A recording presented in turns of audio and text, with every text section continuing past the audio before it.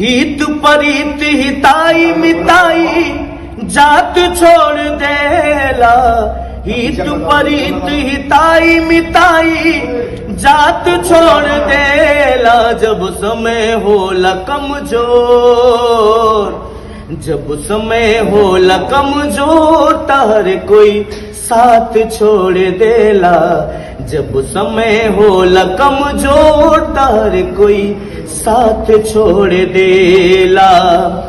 कि बनला कि 10 गो साथी बिगड़ला के केहू ना आपन बनैबा कैसे केहू तुहार होई ना। कि बनला कि 10 गो साथी बिगड़ला के केहू ना आपन बनैबा कैसे केहू तोहार होई ना। धई के हाथ में हाथ हाथ से हाथ छोड़ देला।